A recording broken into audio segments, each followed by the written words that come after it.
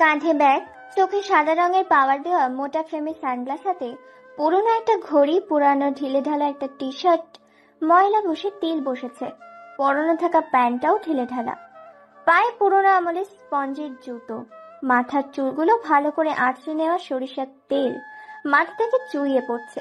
ছেলেটি এগিয়ে আসে ভার্সিটির দিকে। চারদিকে যানবাহনের ধুলাবালি উড়ে এসে লাগছে তার শরীরে। এই রোদে পায়ে হেঁটে চলেছে ভার্সিটির উদ্দেশ্যে।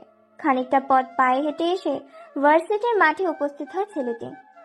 চশমাটা হাত দিয়ে নাকের কাছে এনে ভালো করে চোখ দিয়ে দেখে চারদিকটা, তারপর আবার চশমাটা ভালো করে পরে নেয়। ছেলেটি মাথা নিচু করে আড়মোড়ে পায়ে হেঁটে ভার্সিটির মাঠ পেরিয়ে কাউকে কোনো কিছু জিজ্ঞাসা না করে এদিক ওদিক থেকে সোজা মাথা নিচু করে পায়ে হেঁটে কলেজের মাঠ ছেড়ে ভেতরে প্রবেশ করছে। ভার্সিটির মাঠ পেরিয়ে প্রবেশ করে প্রিন্সিপালের রুমে, যেখানে প্রিন্সিপালের সাথে কথা বলে ছেলেটি বেরিয়ে পড়ে তার ক্লাসরুমের উদ্দেশ্যে। দোতলার সিঁড়ি ধরে করিডর পেরিয়ে যখনই ক্লাসরুমে ঢুকতে যাবে তখনই ঘটে বিপত্তি। ছেলেটির ধাক্কা খায় কোনো এক বস্তুর সাথে, দুজনেই পড়ে যায়। ছেলেটি চশমাটা হারিয়ে ফেলেছে, আবছা দেখতে পাচ্ছে, হাত দিয়ে খুঁজতে শুরু করছে চশমাটা। অন্যদিকে দ্বিতীয়জন উঠে পর পর শার্টের কলার ধরে ছেলেটির গালে বেশ কয়েকটা থাপ্পড় মারে আর বলে ওঠে, কিরে কানার বাচ্চা কানা, চোখে দেখতে পারিস না? কোথা থেকে আসে সেসব আবাল বা বাল আমার জন্য? মেয়েটি আর কোনো কিছু না বলে বেশ আরো কিছু ঝাড়ি দিয়ে বেরিয়ে পড়ে অজানা উদ্দেশ্যে। ছেলেটি ফ্লোরে হাত দিয়ে খুঁজতে থাকে, একসময় পেয়ে যায় তার চশমাটা। তারপর চশমাটা চোখে লাগিয়ে ঠিকঠাক করে আবার হাঁটা শুরু করেছে ক্লাসরুমের উদ্দেশ্যে। স্যার এখনো আসেনি। ছেলেটি তাকিয়ে দেখে সব বেঞ্চ বুকিং হয়ে গিয়েছে, শুধু সামনের একটা বেঞ্চ এবং পেছনের বেঞ্চটা বাকি আছে। তাই ছেলেটি আর কোনো দিক না তাকিয়ে সামনের বেঞ্চে বসে পড়ে। ক্লাসরুমে উপস্থিত থাকা সবাই হতবাক দৃষ্টিতে তাকিয়ে আছে ছেলেটির দিকে, কেননা এই বেঞ্চে আজ পর্যন্ত ববি ছাড়া কেউ বসেনি, আর এই ছেলেটি নতুন এসে তার জায়গা দখল করেছে। এটা দেখে সবাই বেশ অবাক হয়েছে। সবাই সেদিকে হাঁ করে তাকিয়ে আছে, কেউ কোনো কিছু বলছে না। খানিকক্ষণ পর স্যার ক্লাসরুমে উপস্থিত হয়, এক এক করে সবার পরিচয় নেয়। পরিচয় নেওয়ার মাঝখানে এসে হাজির হয় ববি। ববি বলে ওঠে, স্যার, আজকাল কি কলেজে ছেলেমেয়ের অভাব পড়েছে যে কলেজে 2 টাকার ফকিররাও চান্স পায়? ও আমার বেঞ্চে বসার সাহস পায় কি করে? ছেলেটি কোনো কথা না বলে হাঁ করে তাকিয়ে থাকে মেয়েটির দিকে। প্রফেসর সাহেব ববির কথা মতো ছেলেটির কাছে এসে বলে ওঠে, এই ছেলে, কি নাম তোমার? আর ভার্সিটিতে এরকম খ্যাত সেজে এসেছো কেন? পরিষ্কার পরিচ্ছন্নতা বলতে তোমার কিছুই নেই। নাম কি তোমার? কোথা থেকে উঠে এসেছো? স্যারের মুখে এরকম কথা শুনে ছেলেটি বেঞ্চ থেকে উঠে পড়ে। ছেলেটি বেশ কিছুক্ষণ নীরবতা ভেঙে এবার বলে ওঠে, জি স্যার, আমার নাম রোহান, আমি এই পাশের একটা বস্তিতে থাকি। এর চেয়ে আর কোনো পরিচয় নেই আমার। ছেলেটির মুখে এরকম কথা শুনে সবাই হেসে ওঠে। প্রফেসর সাহেব ক্লাসরুমটাকে শান্ত হতে বলে, আবার বলে ওঠে, এই জায়গাটায় তুমি আর বসবে না। এই জায়গাটা সবসময় ববি বসে, আর তুমি ওই শেষ বেঞ্চে গিয়ে বসে পড়ো। আর কেউ কোনো কথা বলবে না। আমি ক্লাস শুরু করব, মন দিয়ে কাছ থেকে শুনবে। আর এই ছেলে, তুমি কাল থেকে পরিষ্কার জামা কাপড় ও একটু সুন্দর করে গোছগাছ করে আসবে। স্যার, ওকে বলে দিন যাতে আমার সাথে বেয়াদবি না করে, না হলে এর পরিণাম কিন্তু খুবই খারাপ হবে। আর আজকে নতুন বলে তাকে ক্ষমা করে দিয়েছি। নেক্সট টাইম যদি সে এরকম কাজ করে তাহলে পুরো ভার্সিটিতে নাকখড় দেওয়া বন্ধ। এই বলে ববি তার জায়গায় বসে পড়ে, আর রোহান নামের ছেলেটা তার নিজের জায়গায় বসে যায়। ও হ্যাঁ, ববিকে চলুন তাহলে শুনে আসি। এই শহরের তালুকদার কোম্পানির তালুকদার শিকদারের বংশের একমাত্র মেয়ে। ববি দেখতে বেশ সুন্দর, বেশ স্মার্ট, স্টাইলিশ, হ্যান্ডসাম। দেখতে অসম্ভব সুন্দর, উজ্জ্বল ফর্সা, দুধে আলতা গায়ের রং। যেমনই সুন্দর তেমনই দেমা। বাবার টাকা আছে বলে কাউকে তো আঁকা করে না। যখন তখন যাকে যেখানে র্যাগিং দেয়। বাবার টাকা আছে বলে শিক্ষকরাও কিছু বলে না। সাথে তার বাবা এই কলেজের সভাপতি। কলেজে বিভিন্ন সময় বিভিন্ন দরকারি সামগ্রী তার বাবা দিয়ে দেয়। আর রোহান হচ্ছে কলেজের সাধারণ একটি ছেলে, যার পরিচয় নেই। পরিচয় বলতে তার ছেঁড়া শার্ট প্যান্ট পোশাক। ছেলেটি বেশ দেখতে, স্মার্ট, সরল সাদাই, ইনোসেন্ট, অনেক সুন্দর দেখতে, কিন্তু ছেলেটি কেমন যেন গাইয়া প্রকৃতির। প্রফেসর সাহেব এবার একটা বীজগণিত অঙ্ক করান। অঙ্কটা সবাইকে তুলে নিতে বলে প্রফেসর সাহেব তারপর বেরিয়ে যায় তার নিজ গন্তব্যে। এভাবে দেখতে দেখতে সব ক্লাস শেষ করে ভার্সিটি থেকে সবাই বের হয় ক্যাম্পাসের উদ্দেশ্যে। ছেলেটি কারোর দিকে কোনো কিছু না বলে চশমাটা ঠিক করে মাথা নিচু করে ক্লাসরুম থেকে বেরিয়ে ক্যাম্পাসের দিকে যায়। ক্যাম্পাসের দিকে গিয়ে বসে বট গাছের নিচে। সবাই যে যার মতো দল করে আনন্দের সাথে ক্যাম্পাসে যা যেটা ইচ্ছে খাচ্ছে। ছেলেটি পকেটে হাত দিয়ে দেখে তার পকেটে মাত্র 50টি টাকা আছে। তারপর সেই টাকা দিয়ে একটা পার্টি আর কলার কিনে নিজেই খেতে বসে পড়ে। অন্যদিকে কিছুক্ষণের মধ্যে ভার্সিটিতে পর পর বেশ কয়েকটা গাড়ি এসে হাজির হয়। গাড়িগুলো থেকে নেমে আসে অজানা ব্যক্তিটি, সোজা প্রিন্সিপালের রুমে চলে যায়। এক দৃষ্টিতে তাকিয়ে আছে সেদিকে, মুচকে একটা হাসি দেয় আর আপন ছুঁয়ে খেয়ে নেয়। হঠাৎ তার হাতে থাকা নোকিয়া ফোনটা বেজে ওঠে। ফোনের ওপাশ থেকে বলছে, হ্যালো ভাই, আপনি কোথায় আছেন? ভার্সিটিতে প্রবেশ করেছে আপনার শিকার, আপনার ফাঁদে পা দিয়েছে। দেখেছি। আর আমি ভার্সিটিতে আছি, তোরা বাকিটা সামলে নে। সন্ধ্যায় গাড়িটা পাঠিয়ে দিবি। এই বলে ফোন কেটে দেয় ফোনের অপাশে থাকা ব্যক্তিটি। রোহান ফোন কেটে ঢুকিয়ে নেয়। তারপর যখনই সে উঠতে যাবে তখনই তার সামনে হাজির হয় বেশ কিছু ছেলে ও মেয়ে। মেয়েদের মধ্যে আছে ববি, তিতলি, ইভা। ছেলেগুলোর মধ্যে থেকে রয়েছে আনারুল, রাব্বু আর রাজু। 6 জন মিলে চারিদিক দিয়ে ঘিরে ধরে রোহানকে। রোহান বলে ওঠে, আমাকে চারদিক দিয়ে ঘিরে রেখেছেন কেন? আমি আবার কি করলাম? কেউ কোনো কথা বলে না। বেশ কিছু সময় নীরবতায় কেটে যায়। তারপর ববি নামের মেয়েটি বলে ওঠে, তুই জানিস না আমরা এখন এখানে আড্ডা দিব, আর তুই আমাদের আড্ডার জায়গায় এসে বসেছিস, এর শাস্তি তো তোকে পেতেই হবে। আসলে সরি আপু, আমি বুঝতে পারি নাই। আমাকে এবারের মতো ছেড়ে দিন, আমার আর এরকম ভুল হবে না। রোহান নামের ছেলেটির মুখে এই ধরনের কথা শুনে সবাই উচ্চস্বরে হাসতে থাকে। ইভা নামের মেয়েটি আবার বলে ওঠে, তা কি করে হয় চান্দু? তোকে যে শাস্তি পেতেই হবে। ওই সবাই শালাকে ধর। এইবারে সবাই উত্তম মধ্যম দিতে শুরু করেছে। মারতে মারতে প্রায় মেরে ফেলেছে। চোখ, মুখ, কান সব মেরে ফাটিয়ে দিয়েছে। এক পর্যায়ে সেখানে ট্রিনায় রাজ নামের একটি ছেলে। তারপর রাজ ছেলেটি সবাইকে সরিয়ে দিয়ে রোহানকে দাঁড় করায় আর বলে ওঠে, এই তোরা ওকে মারছিস কেন? সবাই ওকে ছেড়ে দে, না হলে আমার থেকে খারাপ কিন্তু কেউ হবে না। দেখ রাজ, তুই আমাদের ব্যাপারে নাক গলাস না, না হলে তোর হাল এইরকমই করে ছাড়বো। আমাদের কাজে কখনো বাধা দেওয়ার চেষ্টা করিস না। ওহ তাই নাকি? তাহলে তো বেশ ভালোই। আয়, কে মারবে আমাকে? দেখে আয় তো, দেখে তোদের মধ্যে কে আছে, কোন বাপের বেটা আছে যে আমাকে মারবে। দেখো রাজা, তুমি কিন্তু কাজটা ভালো করছো না। আমাদের সাথে খারাপ ব্যবহার করে এর পরিণতি কিন্তু ভালো হবে না।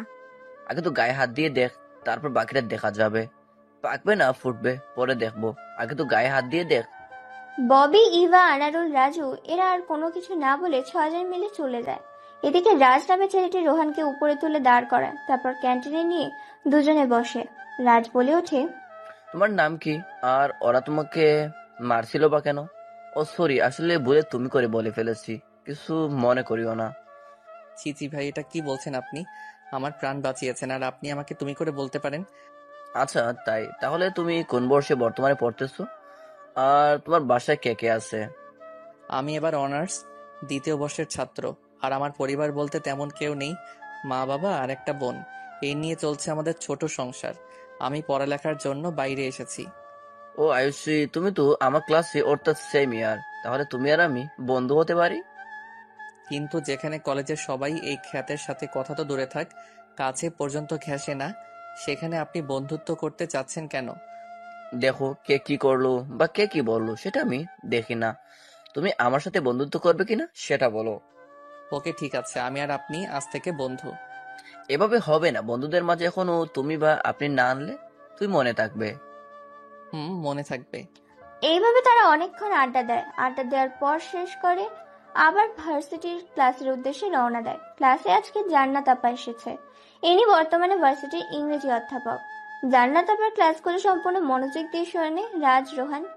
এদিকে তেলে বেগুনে জ্বলছে ইভা, ববি, আনারুল, রাজু এবং তাদের দুই বন্ধু রাজ ও রোহানের বন্ধুত্ব দেখে প্রথম দিনে এসেই রোহান নামের ছেলেটি বন্ধুত্ব করে নিয়েছে রাজের সাথে। এই নিয়ে তাদের মধ্যে বেশ কথা কাটাকাটি হচ্ছে। এভাবে ভার্সিটির সম্পূর্ণ ক্লাস করে তারা দুজন মিলে যে ভার্সিটিতে কালো গাড়ি ঢুকেছিল তাদের মধ্যে থেকে বেরিয়ে আসে আমজাদ গ্রুপ অফ ইন্ডাস্ট্রিজের আমজাদ শিকদার। মানুষের সাথে ভালো ব্যবহার করতে শুরু করেছে। মেয়র হয়ে গেলে আবার শুরু করবে তার অত্যাচারের অবৈধ কাজ। আমজাদ প্রিন্সিপালের রুমে গিয়ে সোজা বসে কোনো অনুমতি ছাড়াই আমজাদ শিকদার বলে ওঠে, ওই বেটা প্রিন্সিপাল, তোকে কি মাসে মাসে 1 লক্ষ টাকা কিসের জন্য দিই? তুই এখনো আমার মালগুলো সাপ্লাই করতে পারিসনি কেন? আসলে ভাই, শহরে নতুন একটা গ্যাং চলে এসেছে, আর এই গ্যাংয়ের জন্য কাজ করা প্রায় অসম্ভব হয়ে উঠেছে। আপনি আমাকে আর কয়েকটা দিন সময় দিন, আমি সব মাল সাপ্লাই করে দেব। ধুর বেটা প্রিন্সিপাল, তোর কাছে মাত্র 15 দিন সময় আছে। এই 15 দিনে তুই সব ড্রাগ সাপ্লাই করে দিবি। আর আমার মেয়ে লাগবে। অনেক দিন হয়ে গেল মেয়েদের সাথে রাতে ফুর্তি করি না। কিভাবে জোগাড় করবি সেটা তোর ব্যাপার। ওকে ভাই, পেয়ে যাবেন আজকে সন্ধ্যায়, কোনো টেনশন করবেন না, সোজা আপনার বাড়িতে পৌঁছে যাবে। তারপর আমজাদ শিকদার সেখান থেকে বেরিয়ে পড়ে। দেখতে দেখতে ভার্সিটির ছুটি হয়ে যায়। প্রিন্সিপাল তার কেবিন থেকে বেরিয়ে হোস্টেলের দিকে রওনা দেয়।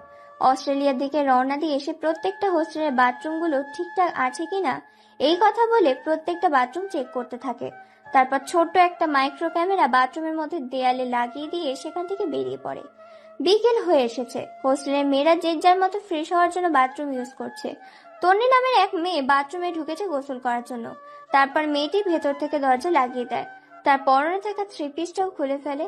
এখন শুধু পরনে ব্রা আর ছোট্ট একটা প্যান্ট। ধীরে ধীরে সাথে ছোট প্যান্টটা খুলে ফেলে। তারপর শাওয়ার ছেড়ে দিয়ে গোসল করতে থাকে। সারা শরীর সিসিটিভি ক্যামেরায় রেকর্ড করে নিচ্ছে। বাথরুমের দেয়ালে থাকা মাইক্রোফোন, ক্যামেরা রাখার জন্য সবকিছু স্পষ্ট মোবাইলে বসে দেখছে প্রিন্সিপাল। তারপর মেয়েটি বাথরুম থেকে বের হয়ে যায়। দেখতে দেখতে সন্ধ্যা হয়ে এসেছে। হঠাৎ করে মেয়েটির দরজায় নক করে। তারপর মেয়েটির দরজা খুলে দেয়। আর যাকে দেখে তাকে দেখে অবাক। প্রিন্সিপাল বলে ওঠে, কেমন আছো তুমি? তোমায় এখন যেটা করতে হবে সেটা হচ্ছে তোমাকে একজনের কাছে আজকে রাতের জন্য যেতে হবে। জি স্যার, কার সঙ্গে কার কাছে যাব, কেনই বা যাব? এরপর প্রিন্সিপাল সে বাথরুমের ভিডিওটা ওপেন করে দেখায় তন্নিকে। এই ভিডিওটা দেখে একেবারে কান্না করে ফেলেছে। কাঁদতে কাঁদতে এবার বলে ওঠে, স্যার, আপনি এত খারাপ, আগে জানলে আমি কোনোদিনই কলেজে ভর্তি হতাম না। প্লিজ আপনি ভিডিওটা ডিলিট করে দিন, না হলে আমার জীবন ধ্বংস হয়ে যাবে। আর আমি আপনার এই প্রস্তাবে রাজি না। দেখো, তুমি যদি আমার কথায় রাজি না হও তাহলে এই ভিডিওটা আমি নিয়ে নেট দুনিয়া ছেড়ে দেব। তখন তোমায় নিজেকে শেষ করে দেওয়া ছাড়া আর কোনো উপায় থাকবে না। বিনিময়ে তুমি এবার কলেজে ফার্স্ট হওয়ার চান্সও পাবে। তোমার সকল রকম সাপোর্ট দেব আমি। বিনিময়ে তুমি আমার এই কথাটা রাখো, ভার্সিটির কোনো ফি দিতে হবে না। তুমি একদম ফ্রিতে লেখাপড়া করতে পারবে। হোস্টেলে তোমাকে কোনো ফি দিতে হবে না। অনেক হয়েছে স্যার আপনার বাজে কথা। আর আপনি আপনার বাজে কথা বলা বন্ধ করুন, নয়তো আমি আইনের সাহায্য নিতে বাধ্য হব আর আপনাকে জেলের ঘানি টানাবো।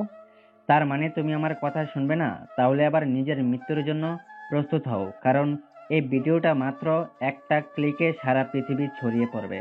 তখন তুমি লোক সমাজে মুখ কি করে দেখাবে? মেয়েটি আর কোনো কিছু উপায় না পেয়ে বেরিয়ে পড়েন প্রিন্সিপালের সাথে আমজাদ শিকদারের বাড়িতে। তারপর মেয়েটিকে আমজাদ শিকদারের বাড়িতে রেখে প্রিন্সিপাল চলে আসে। তারা নিজের বাড়িতে পায়ের উপর পা দিয়ে সিনেমা দেখছে। দেখতে দেখতে সন্ধ্যা হয়ে যায়। চারিদিকে হালকা কুয়াশা আবরণ সৃষ্টি হয়েছে। যানবাহনেরও কোলাহল কমে যাচ্ছে ধীরে ধীরে। রাত 9টা বাজে। আমজাদ শিকদার বেশ রেডি হয়ে প্রস্তুতি নিয়ে রুমের মধ্যে প্রবেশ করে। রুমের মধ্যে বসে আছে তন্নি। ধীরে ধীরে আমজাদ শিকদার গিয়ে তন্নির নিজের ঘাড়ে বেশ কয়েকটি চুমু খায়। তারপর জোরপূর্বক ভাবে তার সঙ্গে অত্যাচার করতে থাকে। শরীর থেকে সব ছিঁড়ে ফেলে দেয়। খুবলে খুবলে খেতে থাকে তার শরীরটাকে। যেখানে কামড় দিয়েছে সেখানে রক্ত বের করে দিয়েছে এই নরখাদ্য আমজাদ শিকদার। আমজাদ শিকদার ধীরে ধীরে তন্নিকে ভোগ করতে থাকেন। এক পর্যায়ে এরকম অমানবিকতার অত্যাচার নিতে না পেরে সেন্সলেস হয়ে পড়ে যায়।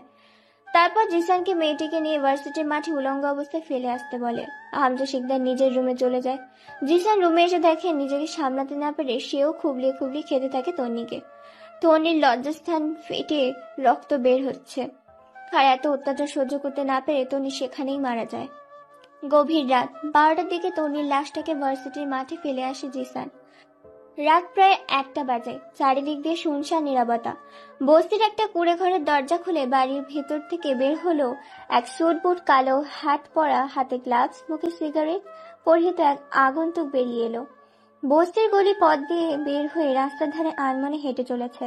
হঠাৎ করে পরপর বেশ কয়েকটা কালো গাড়ি এসে থমকে যায় তার সামনে। গাড়ির দরজাগুলো ভেতর থেকে কেউ একজন খুলে দেয়। আগন্তুকটি গাড়ির ভেতরে ঢুকে পড়ে। গাড়ি চলছে তার আপন মনে। দেখতে দেখতে রাত 3টে বেজে যায়। পুরো পরিবেশটা শুনশান, চাঁদের আলোয় বেশ পরিষ্কার। চারিদিকটা তবে হালকা কুয়াশা জমেছে। গাড়িগুলো চলে আসে একটা নাইট ক্লাবের সামনে। তারপর গাড়ি থেকে নেমে নাইট ক্লাবের ভিতরে প্রবেশ করে সেই আগন্তুক ও তার সাঙ্গপাঙ্গ। তারপর কোনো কথা ছাড়াই একটা টেবিলের বেঞ্চে বসে পড়ে। ওয়েটার এসে বেশ কিছু ড্রিঙ্কস অ্যালকোহল দিয়ে যায়, তবে সেগুলো খায় না আগন্তুকটি, তার গ্যাং। এক দৃষ্টিতে তাকিয়ে আছে একটা বেঞ্চের দিকে, যেন চোখে পলক ফেলছে না। বেঞ্চিতে বসে আছে দুটি ছেলে ও একটি মেয়ে। মেয়েটিকে দেখে অল্প বয়সী যুবতী মনে হচ্ছে। ড্রেসের পোশাক আশাক দেখে বোঝা যাচ্ছে। মেয়েটি বলে ওঠে, এখানে পুরো টাকা আছে তো নাকি? টাকা গুনে দেখার সময় নাই।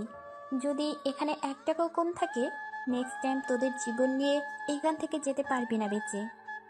ছেলেগুলো মাথা ঝাঁকিয়ে হাসূচক জানায়। তারপরে মেয়েটি টাকার ব্যাগ নিয়ে নাইট ক্লাব থেকে বেরিয়ে যায়। তারপর একটি সাধারণ গাড়িতে করে রওনা দেয় তার উদ্দেশ্য। নাইট ক্লাব থেকে বেরিয়ে পড়ে ওই অচেনা আগন্তুক ও তার গ্যাং। তারপর ধাওয়া করতে থাকে সেই সাদা রঙের গাড়িটিকে। দেখতে দেখতে 3:30 বেজে যায়। এক পর্যায়ে অন্ধকার রাস্তার মধ্যখানে গাড়িটিকে চারিদিক দিয়ে ঘিরে ফেলেছে।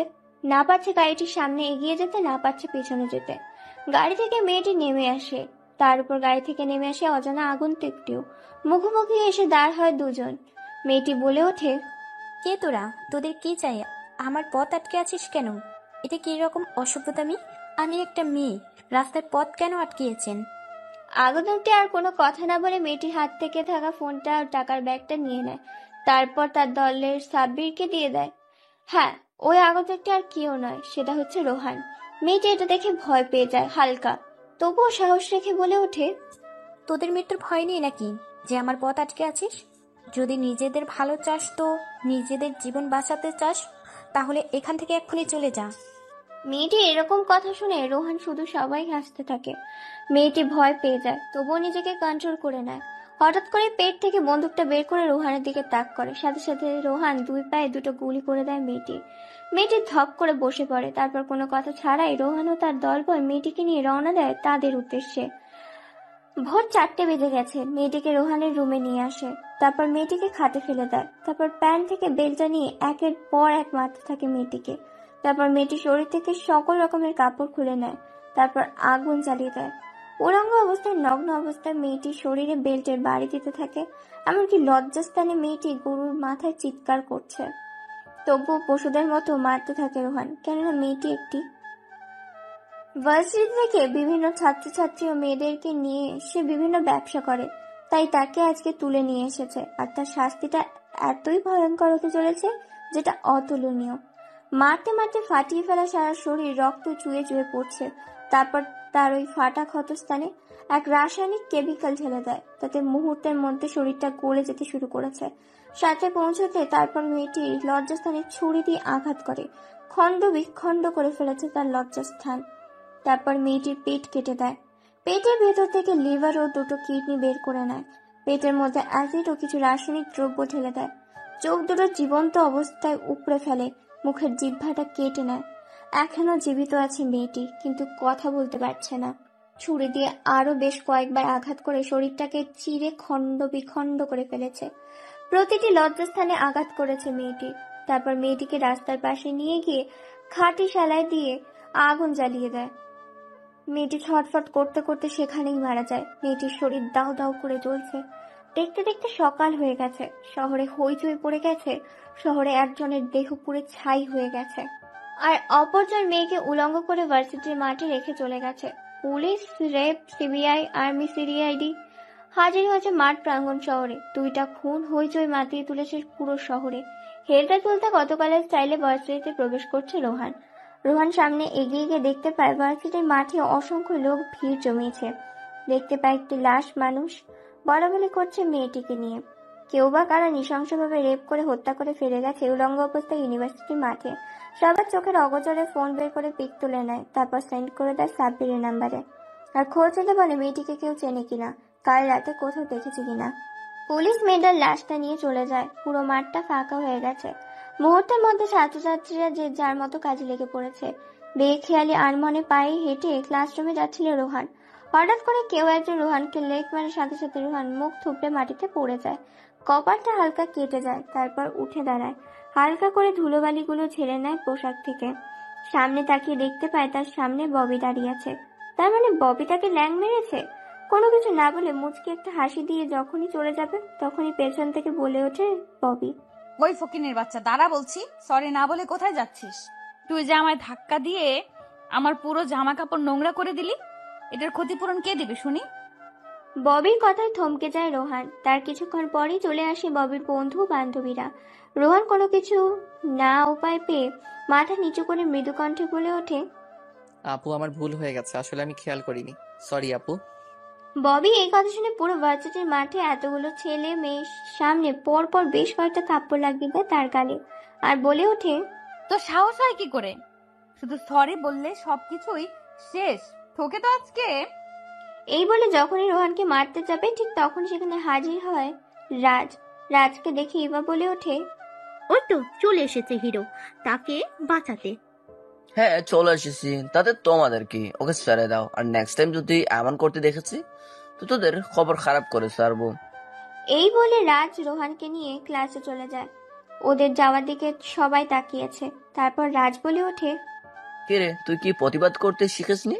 মুখ বুঝে আর কত সহ্য করবি, এবার তো প্রতিবাদ কর। রাজের কথায় কোনো উত্তর দেয় না রোহান। রোহান একটা মুচকি হাসি দেয়। বেশ কিছু সময় নীরবতায় কেটে যায়। কিছুক্ষণ পর রোহান ভাঙা ফোনের কল আসে।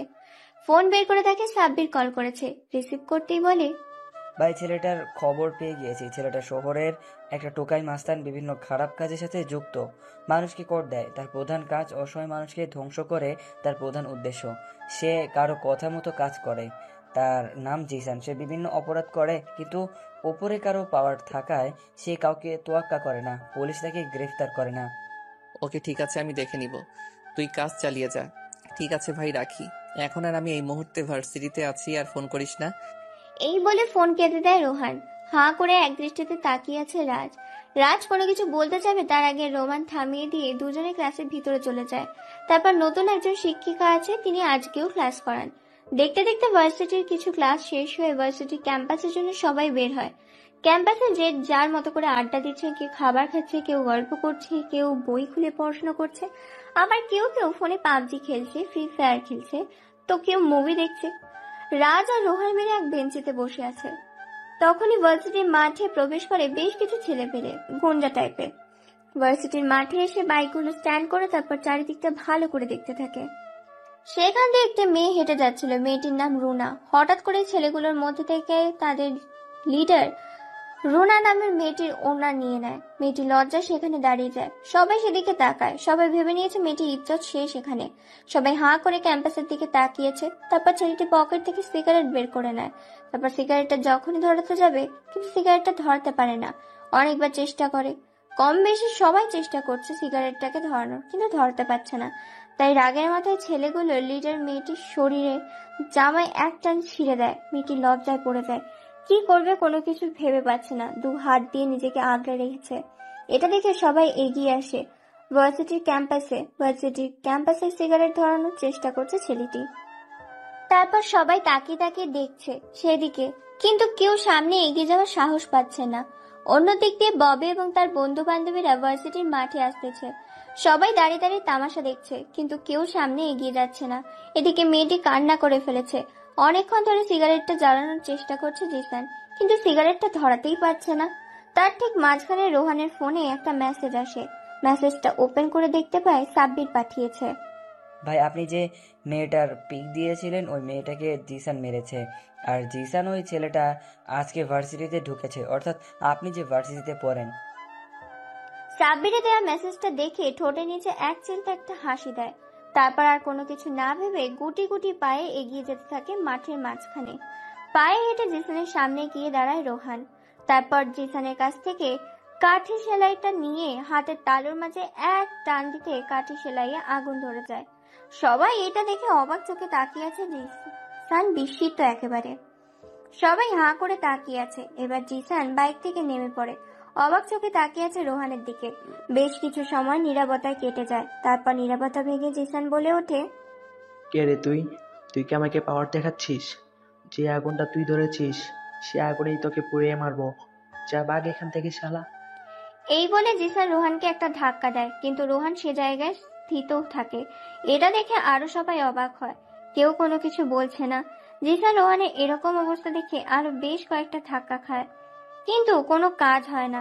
এটা দেখে জিসানের সাঙ্গপাঙ্গরা চারিদিক দিয়ে ঘিরে রাখে রোহানকে। সবাই ভেবে নিয়েছে এই ছেলেটা আর মেয়েটা শেষ। এদিকে মেয়েটার করুণ অবস্থা। রোহান শরীরে থাকা ছেঁড়া শার্টটা খুলে পরিয়ে দেয় মেয়েটিকে। তারপর মেয়েটিকে নিয়ে আসতে যাবে, তখনই জিসান হাত ধরে ফেলে। কোনো কথা ছাড়াই হঠাৎ করে রোহানের গালে বেশ কয়েকটা থাপ্পড় লাগিয়ে দেয়। তারপর রোহান মেয়েটিকে সেখান থেকে চলে যেতে নেবে বলে সেখানেই থমকে যায়। অন্যদিকে এতক্ষণ দাঁড়িয়ে দেখছিল ববি ও তার দলবল। সবাই হাঁ করে এক দৃষ্টিতে তাকিয়ে আছে রোহানের দিকে, কেননা রোহানের সিক্স প্যাক বডি দেখে সবাই চমকে উঠেছে। উজ্জ্বল ফর্সা, তার বুকে ধবধবে সাদা, দেখে হিরোদের থেকেও সুপার হিরো মনে হচ্ছে। বাইরেটা যেমন তেমন ভেতরটা অসম্ভব সুন্দর। মেয়েরা তো প্রথম দেখায় ক্রাশ খেয়ে ফেলেছে, সাথে ক্রাশ নামক ব্রাশও রয়েছে। সাথে ক্রাশ নামক ব্রাশ খেয়ে আছে ববি। ববি যেন চোখের পলকই ফেলছে না, হাঁ করে তাকিয়ে আছে। এরপর জিসানে একটা লোক হকি স্টিক দিয়ে এসে রোহানের পায়ে বাড়ি মারে। হকি স্টিকটা ভেঙে 2 খণ্ড হয়ে যায়, কিন্তু রোহানের কোনো টনক নড়ে না। এটা দেখে সবাই হাঁ করে তাকিয়ে আছে। তারপর আরো বেশ কয়েকজন ছেলে হাতে ও পায়ে পিঠে ক্রিকেট ব্যাট দিয়ে মেরে যাচ্ছে, কিন্তু সব জিনিসই 2 খণ্ড হয়ে যায়, কিন্তু রোহানের কোনো কিছুই হয় না। এটা দেখে সবাই হাঁ করে তাকিয়ে আছে। কি হচ্ছে এখানে? কেই বা এই ছেলে এত মার সহ্য কি করে করছে? এরপর জিসান যখনই রোহানের পেটে ঘুষি মারতে যাবে, তখনই রোহান জিসানের হাতটা ধরে নেয় আর মসৃণে হাতের কবজির মধ্যে বাড়ি মারে। সাথে সাথে হাত ভেঙে 2 খণ্ড হয়ে যায়। এরপর ঘাড়ের মধ্যে বেশ কয়েকটা বাড়ি দেয়, ছিটকে গিয়ে মাটিতে বাড়ি খায়। বুকের মধ্যে একটা বাড়ি মারে, সাথে সাথে বুকে 3টা পাঁজর ভেঙে যায়। তারপর হাত দিয়ে মাথায় মারে 1 বাড়ি, সাথে সাথে মাথার যেন তারের সব জয়েন্ট খুলে যায়। পুরো দুনিয়াদারি যেন তার ঘুরতে থাকে, কি করবে না করবে কোনো কিছু ভেবে পায় না সে। তারপর মারে এক পেটে ঘুষি, মুখ দিয়ে রক্ত বেরিয়ে আসে। এত মার মেরেছে যে যেখানে ছিল সেখানেই সেন্সলেস হয়ে পড়ে আছে। তারপর তার দলবল ভয় সেখান থেকে জিসানকে নিয়ে চলে যায়। তারপর গুটি গুটি পায়ে এগিয়ে আসতে থাকে রাজের দিকে। সবাই হাঁ করে তাকিয়ে আছে। রোহান এতক্ষণ কি করেছে কোনো কিছুই তার খেয়াল ছিল না। রোহান রাজের কাছে আসতেই রাজ বলে ওঠে, কিরে, কে তুই? তোর আসল পরিচয় কি বলবি এবার? যেখানে শহরের সবাই জিসানকে ভয় পায়, সেখানে তুই একাই তাদের সাথে মারপিট করলি। আমার নিজেরও ভয় লাগতেছে। রোহান কোনো কিছু জবাব দেয় না, একদিকে তাকিয়ে আছে।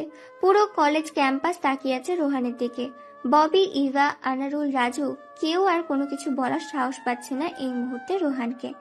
তারপর কোনো কথা ছাড়াই ভার্সিটির প্রত্যেকটা ক্লাস শেষ করে তারা দুজন রাজের উত্তর দেয়নি। রোহান ক্লাস শেষ করে বেরিয়ে পড়ে যে যার মতো।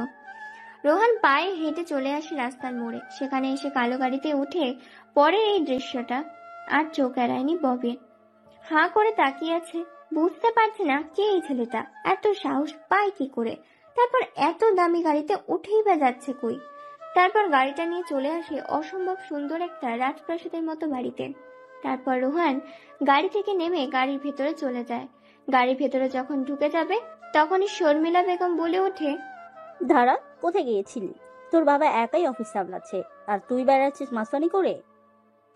রোহান কোনো জবাব দেয় না, চুপচাপ দাঁড়িয়ে থাকে। শর্মিলা বেগম আবার বলে ওঠে, শর্মিলা বেগম হচ্ছে রোহানের আম্মু, আর রোহানের বাবা হচ্ছে মিস্টার ফয়সাল চৌধুরী, তারই একমাত্র সন্তান রোহান। শর্মিলা বেগম আবার বলে ওঠে, এখন থেকে অফিস সামলাতে হবে, আর যেন বাইরে ফালতু মাস্তানি করতে না দেখি।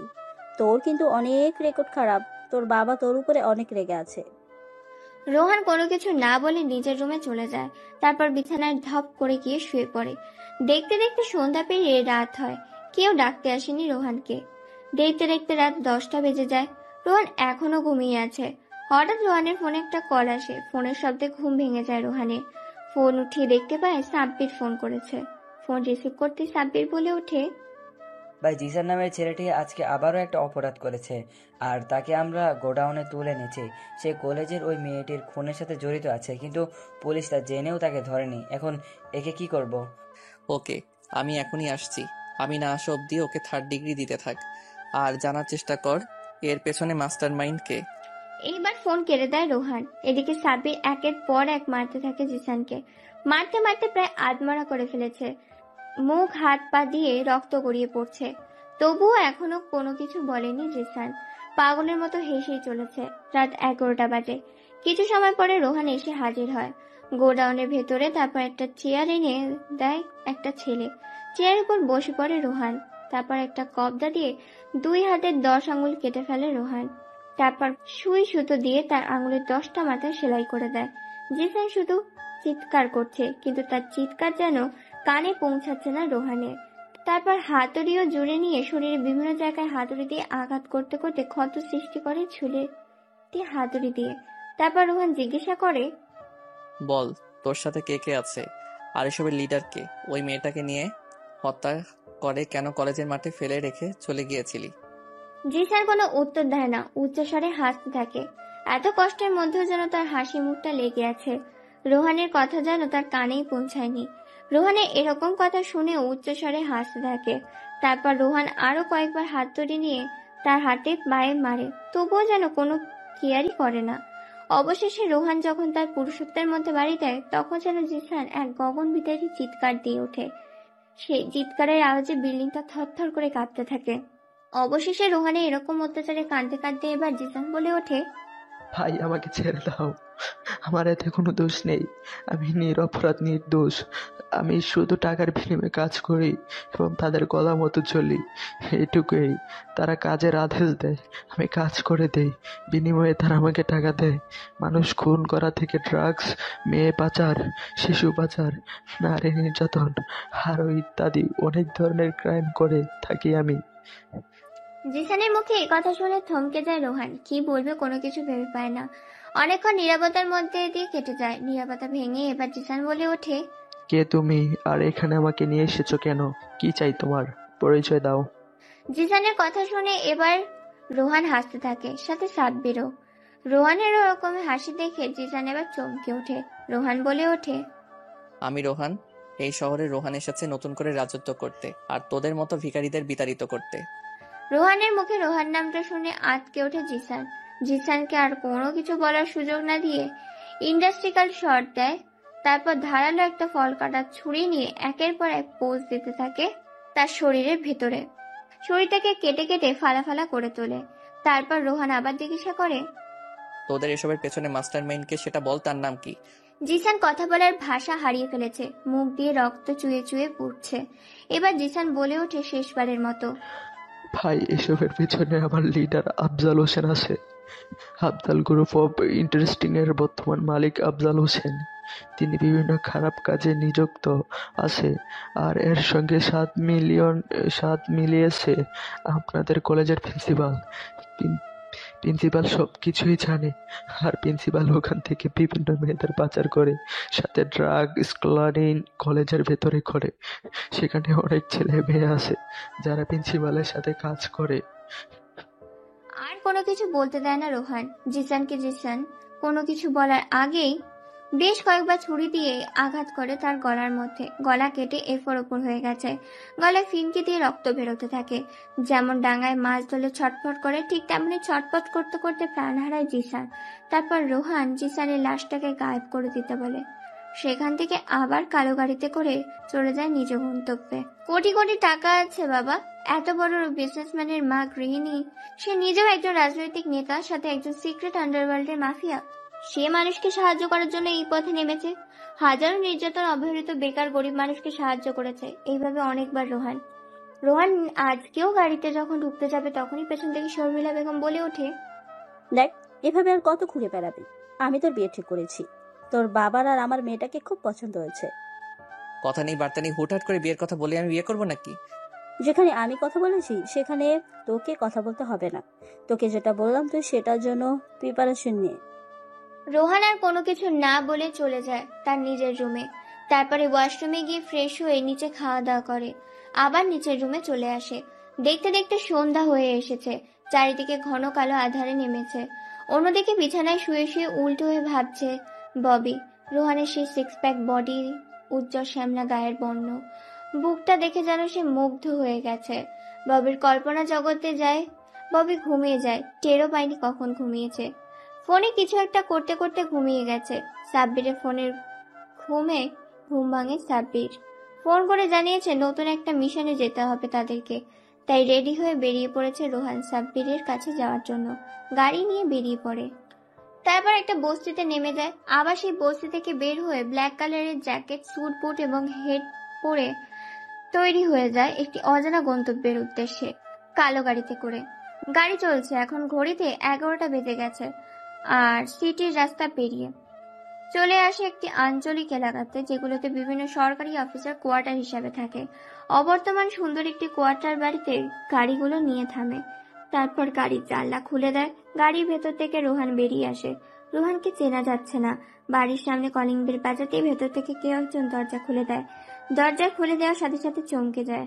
হঠাৎ করে বাড়ির সামনে কালো মুখোশধারী লোকগুলোকে দেখে প্রিন্সিপাল হকচকিয়ে ওঠে। যখনই প্রিন্সিপাল দরজা বন্ধ করতে যাবে, তখনই দরজায় পরপর বেশ কয়েকটা লাথি মেরে দরজার ভেতর দিয়ে হুড়মুড়িয়ে ঢুকে পড়ল কালো পোশাকধারী লোকগুলো। সোফায় গিয়ে বসে পড়ে রোহান। রোহানের চারিদিক দিয়ে তার সাঙ্গপাঙ্গরা ঘিরে রেখেছে। কারো হাত থেকে বন্দুক, কারো হাত থেকে স্নাইপার, কারো হাত থেকে ছুরি। প্রিন্সিপাল এত সব দেখে ঘামতে শুরু করেছে। দৌড়ার রুম থেকে কেউ একজন চিৎকার দিচ্ছে, ভেতরে আসো, বাইরে, এখন কি করছো, এরকম কথা বলছে আর চিৎকার করছে। মেয়েটি যত চিৎকার দেয় তত প্রিন্সিপাল ঘামতে থাকে। রোহান সাব্বিরকে ইশারা করতে সাব্বির উপরে গিয়ে দেখতে যায়। সাব্বির যা দেখে তা দেখে নিজের চোখকে বিশ্বাস করতে পারছে না। চোখগুলো কঠোর থেকে বেরিয়ে আসার উপক্রম হয়েছে। 2 তলা থেকে দৌড়ে নিচে এসে রোহানের উদ্দেশ্যে বলে ওঠে, ভাই ভাই, ওপরে যা দেখলাম তা আমি নিজের চোখে বিশ্বাস করতে পারছি না। ওপরে দেখলাম নগ্ন অবস্থায়, উলঙ্গ অবস্থায় একটি মেয়ে, অতঃপর মহিলা খাটের উপর বসে আছে। এই কথা শুনে রোহান একটা মুচকি হাসি দিয়ে প্রিন্সিপালের দিকে ভালো করে লক্ষ্য করে। এতক্ষণ সময় প্রিন্সিপালের দিকে ভালো করে লক্ষ্য করে দেখেনি। প্রিন্সিপালের পরনে আছে একটা ছোট 3/4 প্যান্ট। গায়ে তেমন আর কোনো কিছু না বললেই চলে। মুখে এক চিলতে হাসি দেয় সবাই। তারপর প্রিন্সিপালকে সোফায় বসে আর জিজ্ঞাসা করে সাব্বির। রোহান ইশারা দিতে সাব্বির বলে ওঠে, কিরে, এখানে তো দেখছি ভালোই মুখ নিয়ে এসেছিস। তা তোর যে সময় ঘনিয়ে এসেছে তার আগে বলে যাই, এসবের পেছনে মাস্টারমাইন্ড কে? তুই এসব অপকর্ম কতদিন ধরে করছিস? প্রিন্সিপাল কোনো কিছু বলতে পারে না। থরথর করে কাঁপাকাঁপি শুরু করেছে। মেয়েটি উপর থেকে চিৎকার করছে, তাই রোহান হাতের ইশারা দিয়ে বুঝিয়ে দিয়ে যায় যাতে একে থ্রেড ডিগ্রি দিয়ে এর পেট থেকে সব রকমের কথা বের করো। আর রোহান চলে যায় উপরে মেয়েটিকে শান্ত করতে। সাব্বির প্যান্টের বেল্ট দিয়ে মারতে থাকে প্রিন্সিপাল শুধু গরুর মতো লাফালাফি চিৎকার শুরু করেছে। অন্যদিকে সিঁড়ি ভেদ করে রুমের ভেতর প্রবেশ করে দরজা আটকিয়ে দেয় রোহান। মেয়েটি ফোনে কিছু একটা দেখছিল, দরজার দিকে না তাকিয়ে মুচকি একটা হাসি দেয় বলে খাটের উপর উঠে মেয়েটির পাশে বসে পড়ে। শরীর থেকে টি শার্টটা খুলে ফেলে দেয় আস্তে। পরনে থাকা প্যান্টটা আস্তে করে খুলে ফ্লোরে ছুঁড়ে মারে। তারপরে মেয়েটির হাতের দিকে তাকিয়ে দেখতে পায় 18+ ভিডিও দেখছে মেয়েটি। এটা দেখে রোহান একটা হাসি দেয়। কারো উপস্থিতি টের পেয়ে মেয়েটি সেদিকে তাকিয়ে চমকে ওঠে আর বলে ওঠে, আপনি কি? আর এখানে কি করছেন? জানেন না কারো পারমিশন ছাড়া বেডরুমে আসতে নেই? মেয়েটির কথা শুনে রোহান একটা হাসি দেয়। তারপর পিছনে গিয়ে মেয়েটিকে জড়িয়ে ধরে, তার শরীরে স্লাইড করতে থাকে, সারা শরীরে কিস দিতে থাকে, সাথে চুমু খেতে থাকে। মেয়েটি কাঁপতে শুরু করেছে। কাঁদো কাঁদো গলায় বলে ওঠে, বলেন কি আপনি? আর এখানে এসেছেন কেন? কি চাই আপনার? এই মুহূর্তে চাই যেটা, সেটা হলো প্রিন্সিপালের লাশ আর তোমার কাছ থেকে দেহসুখ। নাম কি তোমার? আর এসব কাজ কতদিন ধরে চলছে? আর এই বাড়িতে তুমি কি করছো? মেয়েটি এই ধরনের প্রশ্ন শুনে হক চকিয়ে ওঠে। মেয়েটি কি করবে কোনো কিছু ভেবে পায় না। ধাক্কা দিয়ে পালিয়ে যেতে চাইলে রোহান তাকে চেপে ধরে। তারপর মেয়েটিকে খাটে শুয়ে দেয়, তার উপরে উঠে পড়ে আর বলে, নিজের পরিচয় দিবি নাকি নৃশংসভাবে নিজের মৃত্যুটাকে নিজের সামনে দেখবি? মেয়েটির কোনো উপায় না পেয়ে বাধ্য হয়ে এবার সবকিছু মেনে নেয়। গায়ে এলিয়ে দেয় রোহানের উপর। তারপর ধীর কণ্ঠে বলে ওঠে, আমি স্বপ্না, আমি এখানে কাজ করি। আমার স্বামী ছিল, আমার স্বামী আমাকে ছেড়ে দিয়েছে। তারপর প্রিন্সিপাল আমাকে এখানে নিয়ে আসে, আমি তার সাথে কাজ করি। আর আমরা স্বামী স্ত্রীর মতো একই বিছানায় ঘুমাই। স্বপ্নাকে আর কোনো কিছু বলতে দেয় না রোহান। বুঝে গিয়েছে, তাই স্বপ্নাকে শুয়ে দেয়। তারপর প্রিন্সিপাল যেভাবে স্বপ্নাকে প্রতি রাতে ভোগ করে, ঠিক একইভাবে রোহানও স্বপ্নকে ভোগ করতে থাকে। দীর্ঘ টানা 40 মিনিট স্বপ্নার সাথে শারীরিক সম্পর্ক করে রোহান। প্রায় আধমরা করে ফেলেছে স্বপ্নাকে। তারপর কি যেন একটা ভেবে হাসি দেয়। তারপর ওই অবস্থায় স্বপ্নাকে ওখানে ফেলে রেখে রোহান নিচে যায়। তারপর পায়ের উপর পা দিয়ে বসে পড়ে রোহান। প্রিন্সিপাল বুঝে নিয়েছে এতক্ষণ রোহান উপরে কি করছিল। প্রিন্সিপাল কোনো কিছু বলছে না, শুধু থরথর করে কাঁপছে আর ঘামছে। এবার রোহান বলে ওঠে, তুই একজন প্রিন্সিপাল, ভার্সিটির শিক্ষক হয়ে তুই যেসব কর্মকাণ্ড করছিস তাতে তোর মৃত্যুটাই প্রাপ্য। এবার সত্যি সত্যি বল, তোর কি শাস্তি হওয়া দরকার এবং তোর পেছনে আসল মাথাটাকে? প্রিন্সিপাল কোনো কিছু বলছে না, শুধু থরথর করে কাঁপছে।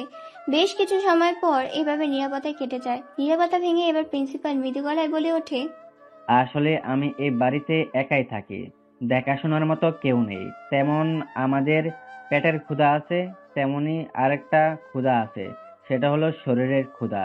এই ক্ষুধাটাকে মেটানোর জন্যই স্বপ্নকে আমি আমার সাথে রেখে দেই। প্রতিদিন তার কাছ থেকে এই ক্ষুধার যন্ত্রণা মেটানোর জন্য নিয়ন্ত্রণ করে। আর ভার্সিটি মেয়েদের কিডন্যাপ করে পাচার, ড্রাগস স্মাগলিং আমি আফজাল শিকদারের কথাই করি। প্রতিদিন সন্ধ্যায় তার বাড়িতে একটা করে ভার্সিটির মেয়েকে যে কোনো বিপদে ফেলে মেয়েটির ব্ল্যাকমেইল করে তার বাড়িতে পাঠাতে হয়। আর সেই মেয়েটিকে সারা রাত ভোগ করে তারপর মেয়েটিকে হয় পাচার করে দেয়, না হয় উত্তেজনার বশে মেরে ফেলে। সকল রকম অবৈধ কাজ করে সে। এর বাইরে বা এর ভেতরে কোনো কিছুই আমি জানি না। আমি শুধু টাকার বিনিময়ে কাজ করি, আর টাকার দিয়ে সুখ কিনি। প্রিন্সিপালের মুখে এই কথা শুনে রোহান সহ সাব্বির আরো তার দলের ছেলেপেলেগুলো উচ্চস্বরে হাসতে থাকে। এবার আস্তে আস্তে সাব্বির বলে ওঠে, তাই না? তুই টাকা দিয়ে মুখ কিনে নিয়েছিস, এটাই তো? যদি টাকা দিয়ে সব হতো তাহলে আজকে তোকে টাকা দিয়ে সবাই বাঁচাতে আসতো, কিন্তু আসেনি। এই টাকাই তোকে ধ্বংস করে দিল। মৃত্যুর জন্য তৈরি হ। এটা বলার পর রোহানের দিকে তাকায় সাব্বির। রোহান চোখের ইশারায় বলে দেয় শেষ করে দিতে। তারপর রোহান উপরে চলে যায়। এদিকে সাব্বির একটা ধারালো ব্লেড বের করে আস্তে করে প্রিন্সিপালের গলায় মারে এক টান। গলা দিয়ে ফিঙ্কি গড়গড় করে রক্ত পড়ছে। প্রিন্সিপালের সেখানেই মৃত্যু স্বাদ গ্রহণ করে। উপরে গিয়ে রোহান একটা ধারালো ছুরি বের করে। তারপর স্বপ্নার সারা শরীরে চুমু খায়, ওপর থেকে নিচ পর্যন্ত প্রত্যেকটি জায়গায়। তারপর ঠোঁটে কয়েকটা কিস করে সারা শরীর স্লাইড করে। আর বেশ কিছু সময় শারীরিক সম্পর্ক করে ধারালো অস্ত্রটা নিয়ে গলার মধ্যে বসায়। অস্ত্রটা দেখে স্বপ্না চমকে যায়, চোখ দিয়ে গড়গড় করে পানি পড়ছে। কোনো কিছু বলার আগেই গরু যেভাবে জবাই করে ঠিক সেভাবেই অস্ত্রটা দিয়ে জবাই করে ফেলে স্বপ্নটাকে। ছটপট করতে করতে সেখানেই শেষ হয়ে যায়। প্রিন্সিপালের পুরো বাড়িটা তন্ন তন্ন করে খুঁজেও যত সম্পদ, টাকা, ধন সম্পদ, সোনা গহনা ছিল সব লুট করে নিয়ে চলে যায় রোহান ও তার দলবল। তারপর সে সম্পদগুলো থেকে কিছু সম্পদ তার ছেলেপেলেদের দিয়ে দেয়, আর কিছু সম্পদ নিজের মধ্যে রেখে দেয়, আরো কিছু সম্পদ গরিব দুঃখী ও অনাথ আশ্রমে বিতাড়িত করে দেয়। রাত ৩টায় চুপি চুপি গাড়ির মধ্যে প্রবেশ করে সোহান, কেননা কেউ টেরই পাবে না। আর পেয়ে গেলে রোহানের খবর আছে, সে তার মাকে ভীষণ ভয় করে। শর্মিলা বেগমের ভয়ে চুপি চুপি ঘরের মধ্যে প্রবেশ করে, ভেতর থেকে দরজা আটকিয়ে দেয়, ঘুমিয়ে পড়ে। পরের দিন সকালে চারিদিকে খবর ছড়িয়ে গেছে। সাংবাদিক টিভি স্ক্রিনে একের পর এক খবর দেখাচ্ছে, পত্রিকার খবরের কাগজে, টেলিভিশনে একটাই খবর, একটাই নিউজ দেখাচ্ছে, সেটা হলো প্রিন্সিপালের ভয়ঙ্কর মৃত্যুর সাথে এক যুবতী নারীর। ভার্সিটিতেও যে আজকে থমকে গেছে, জিসানকে দেখা যাচ্ছে না বেশ কয়েকদিন হয়ে গেছে। আর আজকে হঠাৎ করে প্রিন্সিপালের রুমের সামনে এরকম ভয়ঙ্কর মৃত্যু ভার্সিটিতে বেশ প্রভাব ফেলেছে। এদিকে সেদিন থেকে রোহানের মধ্যে সেই রকম বীর পুরুষের উজ্জ্বল ফর্সা সিক্স প্যাক বডি দেখছে। সেখান থেকে শুধু তাকে নিয়েই স্বপ্ন দেখছে ববি। ববি রোহানের প্রেমে পড়ে গেছে, কিন্তু রোহানকে ভয় বলতে পারছে, কেননা রোহানকে যে সমালোচনা বঞ্চনা করেছে সে। দেখতে দেখতে ভার্সিটির পর্ব কেটে যায়। আজকে রাজু ভার্সিটিতে আসেনি। প্রিন্সিপালের মৃত্যুতে ভার্সিটি বন্ধ হয়ে যাওয়া হয়েছে 2 দিন। আজকে শর্মিলা বেগমের কথায় রোহান অফিসে গিয়েছে। ফয়জাল মিয়া ছেলেকে অফিসে দেখে বেশ খুশি হয়েছে। ছেলেকে অফিসের দায়িত্ব বুঝিয়ে দিয়ে নিজের মতো করে কাজ করে অফিস টাইম শেষ করে বাসায় চলে আসে। দেখতে দেখতে 2 দিন কেটে যায়। আজকে ভার্সিটিতে সবাই উপস্থিত হয়েছে। রাজু এসেছে, গল্প করছে। ঠিক তখনই ভার্সিটির মধ্যে প্রবেশ করে 3টি কালো রঙের কার। এর মধ্যে থেকে নেমে আসে আফজাল শিকদার। আফজাল শিকদার কোনো কথা ছাড়াই প্রিন্সিপালের কেবিনে চলে যায়। আফজাল শিকদারকে কেউই বাধা দেয় না, কারণ শিকদার এখনকার ডোনার। তিনি অনেক রকম সাহায্য করেছে ভার্সিটির, তাই ওনাকে সবাই ভালো করে চেনো। ভার্সিটির নতুন প্রিন্সিপালের নিয়োগ দেওয়া হয়েছে। প্রিন্সিপালের রুমে আজ আফজাল শিকদারকে দেখতে পেয়ে রোহান রাজকে সেখানে বসতে বলে সবার চোখে অগোচরে প্রিন্সিপালের কেবিনের উদ্দেশ্যে রওনা দেয়। রোহানকে যেতে দেখে বলেই ফেলে ববি। ববির চোখ এড়াতে পারেনি রোহান। রোহান প্রিন্সিপালের কেবিনে উকি দেয়, দেখে প্রিন্সিপালের রুমে কিছু একটা খুঁজছে। আফজাল শিকদার একের পর এক ড্রয়ার খুলছে, বন্ধ করছে, খুলছে, বন্ধ করছে। বেশ কিছু সময় ওভাবে কেটে যায়। তারপর তার কেবিন থেকে বেরিয়ে এসে আফজাল শিকদার হোস্টেলের দিকে রওনা দেয়। হোস্টেলের একটি স্টোর রুমে দরজা খুলে প্রবেশ করে আফজাল শিকদার। তার পেছন পেছন রুমের ভিতর প্রবেশ করে গিয়ে দাঁড়ায় রোহান। আবার রোহানের পেছন পেছন যেতে থাকে ববি, জাফর শিকদার। স্টোর রুমের ভেতর গিয়ে আলমারি একটি পুরনো একটি শাড়ি আলমারির ভেতর থেকে দেখে অনেকটা সুন্দর লাগছে শাড়িটায়। এটা দেখে মুচকে একটা হাসি দেয় আফজাল শিকদার। আফজাল শিকদার যেন হাতের চাঁদ পেয়েছে এরকম তার অবস্থা। হাসতে হাসতে পকেট থেকে ফোন বের করে যখনই কাউকে কল দিতে যাবে তখনই রুমের মধ্যে কারোর উপস্থিত টের পেয়ে পেছনে ঘুরে দেখে একটি ছেলে তার সামনে দাঁড়িয়ে আছে। আফজাল শিকদার বলে ওঠে, কে তুই? আর এখানে কি করছিস? এখানে কেন এসেছিস? যা ভাগ, নিজের কাজে যা। এই বলে আবারও আফজাল শিকদার তার প্রয়োজনীয় জিনিসটা খুঁজতে থাকে। রোহান এবার ভেতর থেকে দরজা বন্ধ করে দেয়। দরজা বন্ধ করার শব্দ শুনতে পেয়ে আফজাল পেছনে ঘুরে দেখে আর বলে ওঠে, কিরে, তুই এখন এখান থেকে যাসনি? মরার পাখনা গজিয়েছে নাকি? নিজের জীবন যদি বাঁচাতে চাস তাহলে এখান থেকে এখনই কেটে পড়। রোহান আফজাল শিকদারের কথা একটা মুচকি হাসি দেয়, তার প্রশ্নের কোনো উত্তর দেয় না। ধীর পায়ে হাঁটতে থাকে তার দিকে। এক পর্যায়ে আফজাল শিকদারের সামনে গিয়ে দাঁড়ায় রোহান। অন্যদিকে ছবি দেওয়ানাকে ফলো করতে চলে আসে প্রিন্সিপালের কেবিনের সামনে। জানলার ভেতর দিয়ে উকি দিয়ে দেখতে পায় ভেতরে আফজাল শিকদার আর রোহান শিকদার কিছু একটা খুঁজছিল। রোহান দাঁড়িয়ে আছে। এবার সোহান বলে ওঠে, কিরে, প্রিন্সিপালের রুমে তুই কি করছিস? কিছু খুঁজতে এসেছিস বুঝি? কিন্তু পাবি না তো খুঁজে, তার আগে গায়েব করে দিয়েছি। রোহানের মুখে এই কথা শুনে আফজাল বেশ ঘাবড়ে যায়। আফজাল কোনো কিছু বলে না, তবুও খুঁজতে থাকে। হঠাৎ করে রোহান আফজালকে মারে এক লাথি। লাথিকে সোফায় বসে পড়ে। আফজাল তার কোমর থেকে AK-47 সাইলেন্সার বন্দুকটা বের করে থরথর। তারপর রোহানের দিকে, কিন্তু বুলেটগুলো তার আগেই ববি এসব দেখে ঘাবড়ে যায়। চিৎকার দিতে যেও চিৎকার না দিয়ে দেখতে থাকে চেয়েছে। রোহানের মতো সুপার হিরোর মতো উড়ে গিয়ে খুশি আফজাল শিকদারের মায়ার কিছুটা দূরে পড়ে থাকার বন্দুকটা তুলে নিয়ে দুই পায়ে দুইটা গুলি করে দেয় আর বলে ওঠে, কিরে, এই রোহানকে মারবি তুই? এই রোহান ভাই বেঁচে থাকতে দেশের সন্ত্রাসী করছিস। নির্দোষ মেয়েদের অপহরণ করে তাদের ইজ্জত নিয়ে আজকে তুই শেষ। এই বলে রোহান তার হাতে থাকা বন্দুকটা প্রিন্সিপালের কপালে রাখে।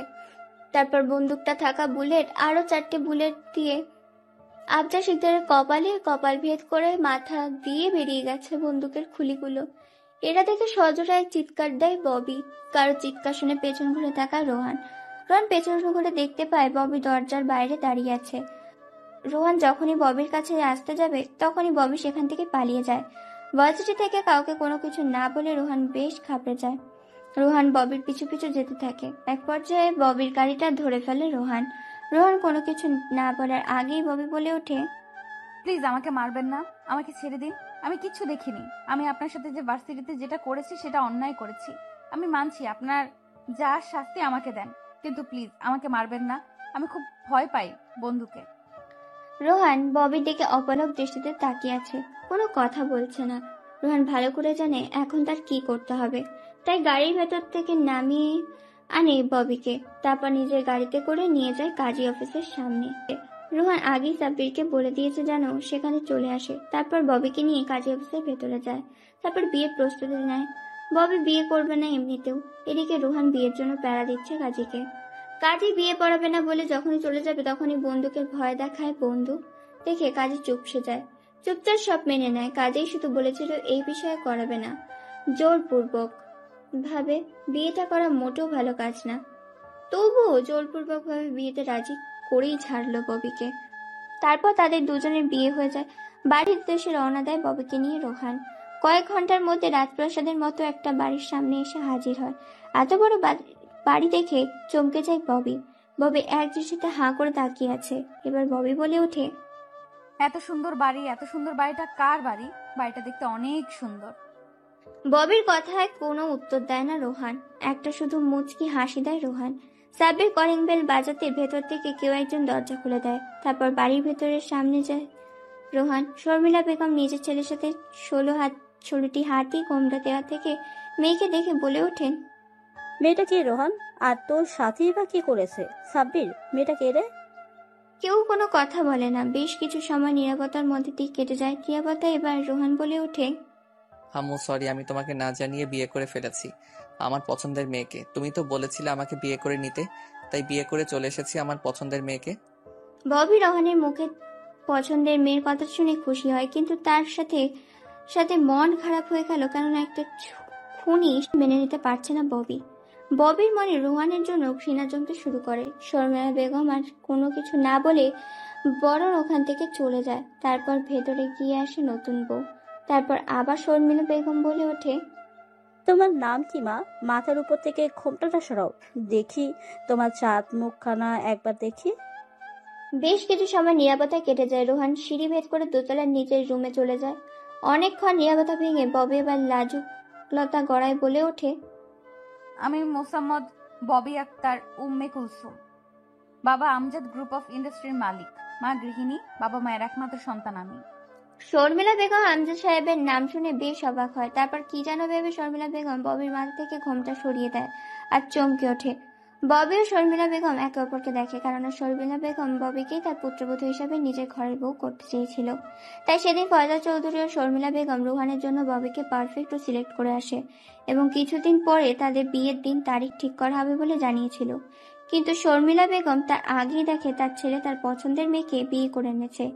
এটা থেকে শর্মিলা বেগম বলে ওঠে, আরে মা, তুই তুই আমার ছেলেকে বিয়ে করেছিস? সেদিন তো বললি না, বললি আগেই তোকে এ বাড়িতে নিয়ে আসতাম। শর্মিলা বেগমকে দেখে হকচকিয়ে ওঠে ববি। ববি কি বলবে তার কথায় কোনো কিছু ভেবে পায় না। তবুও ববি আমতা আমতা করতে থাকে আর বলে ওঠে, না মানে আসলে আন্টি, ওই আর কি, মানে। হয়েছে হয়েছে, থাক, আর তোমার লজ্জা পেতে হবে না। যাও উপরে যাও, উপরে গিয়ে ফ্রেশ হয়ে নাও, আমি ততক্ষণে তোমাদের খাওয়ার ব্যবস্থা করছি। শর্মিলা বেগমের কথা মতো ববি এবার নিজের দোতলা রুমে যেতে থাকে। কোনটা কার চিনতে পারে না, তবুও চলে যায় রোহানের রুম খুঁজতে খুঁজতে। রোহান ভেতরে ফ্রেশ হয়ে কাপড় চেঞ্জ করছিল, তখন রুমের মধ্যে প্রবেশ করে ববি। ববি রোহানকে এরকম অবস্থা দেখে মারে এক চিৎকার। রোহান পেছনে ঘুরে দেখতে পায় ববি চিৎকার করছে, তাই আর কোনো কিছু উপায় না পেয়ে ববির মুখ চেপে ধরে। ববি হাতে ইশারায় বোঝাচ্ছে তাকে ছেড়ে দিতে। কিছু সময় পর রোহান ববিকে ছেড়ে দেয়। ববি হাঁপাতে থাকে। রোহান এবার বলে ওঠে, কি ব্যাপার, এইভাবে তুমি চিৎকার করছো কেন? আর তুমি এই রুমেই বা কি করছো? ববি একবার রোহানের দিকে তাকিয়ে আবার চোখ বন্ধ করে ফেলে আর বলে ওঠে, ছি, আপনার কি একটু লজ্জা শরম করছে না একটা মেয়ের সামনে এভাবে খালি গায়ে থাকতে? রোহান ববির কথা শুনে এবার নিজের দিকে তাকায়। নিজের দিকে তাকিয়ে তো অবাক, কেননা শরীরে কোনো কিছুই নেই। তাই দ্রুত ববির বুকে থাকা ওড়নাটা টান মেরে নিয়ে নেয়। এরপর নিজের শরীরে পেঁচিয়ে নেয় আর দৌড় দেয় বাথরুমের উদ্দেশ্যে। ববি রোহানের এরকম কর্মকাণ্ডে খুবই অবাক হয়। কিছুক্ষণ পর রোহান বেরিয়ে এসে দুহাত দিয়ে চেপে ধরে ববিকে আর বলে ওঠে, কি ব্যাপার, তুমি আমার রুমে কি করছো? তুমি না মায়ের সাথে ছিলে, আর রুমে এসেছো, নক করোনি কেন? আমি কি জানতাম নাকি এটা আপনার রুম? আমি তো খুঁজতে খুঁজতেই রুমে চলে এসেছি, আর মা আমাকে এখানে আসতে বলেছে। রোহান কিছু বলতে যাবে তার আগে ড্রয়িং রুম থেকে শর্মিলা বেগমের চিৎকার শুনতে পায়। শর্মিলা বেগম বলছে, রোহান, কোথায় তুই? নিচে আয়, বৌমাকে নিয়ে খাবার রেডি হয়েছে, তাড়াতাড়ি আয়। তারপর রোহান ববিকে ফ্রেশ হতে বলে নিচে চলে যায় খাবার খেতে। রোহানকে একাই সিঁড়ি থেকে নামতে দেখে শর্মিলা বেগম বলে ওঠে, কিরে, তুই একাই সিঁড়ি দিয়ে নামছিস কেন? বৌমা কোথায়? বৌমাকে নিয়ে আয়, না হলে তোকে খাবার দেবো না। শর্মিলা বেগমের কথা শুনে রোহান সেখানে থমকে দাঁড়ায়। কোনো কিছু উপায় না পেয়ে আবার নিজের রুমে চলে যায়। বিছানার উপরে বসে পড়ে। রোহান অন্য দিক দিয়ে ববি ফ্রেশ হয়ে বকবকানি করে বের হয় ববি। রোহান বিছানায় বসে ফোন টিপছিল। কারো উপস্থিতি টের পেয়ে রোহান সেদিকে তাকায়। ববি রোহানকে দেখে চিৎকার দিতে যাবে, তার আগেই রোহান ববির মুখ চেপে ধরে। কিছু সময় নীরবতা কেটে যায়। নীরবতা ভেঙে এবার রোহান বলে ওঠে, কি ব্যাপার, এভাবে গরুর মতো চিৎকার দিতে যাচ্ছিলে কেন? এ বাড়িতে থাকলে যখন তখন চিৎকার দিতে পারবে না। আপনি এই রুমে কি করছেন? আপনি না নিচে গিয়েছিলেন, তাহলে এখানে কি করছেন? আমি এখন কাপড় চেঞ্জ করব, আপনি বের হন, আমি সব দেখে নিয়েছি। ও হ্যালো, এটা আমার রুম, আমি যখন ইচ্ছে তখন আসবো। আর আমি নিচে গিয়েছিলাম, আম্মু আমাকে পাঠিয়েছে। তোমাকে না নিয়ে গেলে আমাকে খাবার দেবে না, তাই। কিন্তু আমি এখন কি করব? আমি তো কোনো কাপড় নিয়ে আসিনি, এখন কি করি? আচ্ছা দাঁড়াও, আমি একটা মায়ের শাড়ি নিয়ে আসি, সেটা পরিও। কিন্তু আমি তো শাড়ি পরতে জানি না, আমি শাড়ি পরবো না, কারণ আমি শাড়ি সামলাতে পারি না। একবার যদি আমার শাড়িটা খুলে যায় তো? রোহান আর কোনো কথা বলে না, রাগী একটা লুক নিয়ে চলে যায় শর্মিলা বেগমের একটা শাড়ি আনতে। শর্মিলা বেগমের শাড়িটা নিয়ে এসে রোহান বিছানার উপর রাখে। তারপর যখনই ববির বুক থেকে কাপড়টা সরিয়ে দিতে যাবে শাড়ি পরানোর জন্য, তখনই ববি রোহানের হাতটা এক বাড়ি দেয় আর বলে ওঠে, ছি, আপনার লজ্জা করছে না একটা মেয়ের এইভাবে বুক থেকে কাপড় সরিয়ে দিতে? আপনি কেমন মানুষ? ছি ছি, ইনি নাকি আমার স্বামী। ও হ্যালো, এখন থেকে আমি তোমার স্বামী, পরপুরুষ না। সো আমার কাছে এসব আদিক্ষেতা দেখাতে এসো না। পড়লে পড়ো, না পড়লে নেই, আমি গেলাম। যখনই এই কথা বলে বাইরে যাবে তখন পেছন থেকে হাত ধরে ফেলে ববি। তারপর ববি বলে ওঠে, আচ্ছা দাঁড়ান দাঁড়ান, বাইরে যেতে হবে না, আপনি আমাকে শাড়ি পরাবেন, তবে একটা শর্ত, আমি আপনাকে চোখ বেঁধে দিব আর আপনি আমাকে শাড়ি পরাবেন। রোহান কোনো কথা না বলে সোজা হয়ে দাঁড়ায়। তারপর ববি একটা রুমাল বেঁধে দেয় রোহানের চোখে। তারপর রোহান ববির বুক থেকে কাপড়টা সরিয়ে দেয়। ববি এখন সম্পূর্ণ খালি গায়ে বিছানা থেকে শাড়িটা নিয়ে একে একে পরিয়ে দিতে থাকে ববিকে। ববিকে যতই শাড়ি পরাচ্ছে এবং কুচিগুলো তার পেটে গুঁজে দিচ্ছে ততই কেঁপে উঠছে ববি। ববি দু হাত দিয়ে খামচে ধরে রোহানের মাথার চুল। হাতের বড় বড় নখগুলো খামচে ধরার কারণে পিঠে আঁচড় বসে যায়, সাথে হাতে রোহানেরও। তবুও রোহান শাড়ি পরিয়ে দেয়। তারপর এভাবে আয়নার সামনে নিয়ে ভালো করে সাজুগুজু করিয়ে নিচে নেমে আসে। দুজনকে দেখে শর্মিলা বেগম বলে ওঠে, বাহ, আমার ছেলেও মেয়েকে তো খুব সুন্দর মানিয়েছে। আর নিচে বস, তোদের খাবারতেই। তারপর রোহান ও ববি আর কোনো কিছু না বলে খেতে বসে যায়। শর্মিলা বেগম তাদেরকে খাবার বেড়ে দেয়। দুজনে খাবার খাচ্ছে ঠিক তখন শর্মিলা বেগম বলে ওঠে, জানিস বাবা, তোর জন্যই ববিকে তোর বাবা আর আমি দেখে নিয়েছিলাম, আর কিছুদিন পরে তোদের বিয়ে দিতাম। কথাটা শুনে আবার খাবার গলায় আটকে যায় রোহানের। ববি পানির গ্লাসটা এগিয়ে দেয়। রোহান পানি খেয়ে নেয়। কোনো কিছু না বলে খাবার খেয়ে বেরিয়ে পড়ে। তার পিছু পিছু চলে যায়। শর্মিলা বেগমকে সালাম করে রোহান বলে ওঠে, দেখো, ভার্সিটিতে যেন কেউ জানতে না পারে তুমি আমার স্ত্রী। আর যদি এই কথাটি কেউ জানে তাহলে তোমার হাল বেহাল করে দেব। জানো তো আমার আসল পরিচয়। ববি কোনো কথা বলে না। তারপর গাড়ি নিয়ে ভার্সিটির উদ্দেশ্যে রওনা দেয়। কিছুক্ষণের মধ্যে ভার্সিটিতে এসে পৌঁছে যায় তারা। ভার্সিটির মাঠে এত দামি কার এসেছে থেকে সবাই সেদিকে তাকিয়ে আছে এক দৃষ্টিতে। গাড়ির ভেতর থেকে সর্বপ্রথম নামে ববি। ববি কোনো দিকে না তাকিয়ে চলে যায় তার বন্ধুদের কাছে। তারপর গাড়ি থেকে সামনের দিকে জানলা খুলে সর্বপ্রথম পা ফেলে একজন। উৎসুক চাহনিতে তাকিয়ে আছে সবাই। তারপর একটা হাত বের করে হাতে বেশ দামি ঘড়ি, তারপর হিরোদের স্টাইলে বের হয়ে আসে গাড়ির ভেতর থেকে। সবাই তাকে দেখে চমকে যায়, কেননা সেই খ্যাত রোহান, যে কিনা ছেঁড়া প্যান্ট, ঢিলে ঢালা শার্ট, মাথায় চপচপে তেল দিয়ে আসতো ভার্সিটিতে। আর সেই ছেলে কিনা দামি গাড়িতে, তাও আবার তার সাথে আছে ববি। সবাই একটাই কথা ভাবছে, কে এই ছেলে। গাড়ি থেকে নেমে সোজা পায়ে হেঁটে চলে যায় রাজের কাছে। তাকিয়ে আছে রোহান। রাজ কথা বলার ভারসাম্য হারিয়ে ফেলেছে, তবুও আমতা আমতা কণ্ঠে বলে ওঠে, কে ভাই আপনি? আসসালামু আলাইকুম, আপনাকে চিনতে পারি নাই। রাজের মুখে এরকম কথা শুনে আস্তে করে মাথায় একটা থাপ্পড় দিয়ে বলে ওঠে রোহান, আরে শালা, আমি রোহান, চিনতে পারছিস না? তোর খ্যাত বন্ধু রোহান। মানে কি বলছেন ভাই আপনি? রোহান হতে যাবেন কেন? ও তো একটু হাবাগোবা বোকা ছেলে ছিল, আর আপনি স্মার্ট হ্যান্ডসাম। আরে শালা, ওইটাই আমি। অনেক কাহিনী, চুপ থাকতো এবার।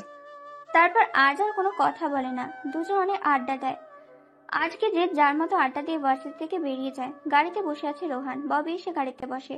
সবাই হাঁ করে তাকিয়ে আছে ববি ও রোহানের দিকে। কি হচ্ছে কেউ কোনো কিছুই বুঝতে পারছে না। কাউকে কোনো কিছু না বলে তারা চলে আসে বাড়িতে। বাড়িতে এসে দেখতে পায় ববির বাবা মা এসেছে। তাদের সাথে কুশল বিনিময় করে রোহান। তারপর নিজের রুমে চলে যায়। ববি তার বাবা মার সাথে কুশল বিনিময় করছে। কিছু সময় পর ওখানে নিচে নেমে এসে গল্প করে তাদের সাথে ববিও চলে যায় ফ্রেশ হতে। তারপর নিচে আছে সবাই একসাথে খাওয়া দাওয়া করে, যে যার মতো কাজে লেগে পড়ে।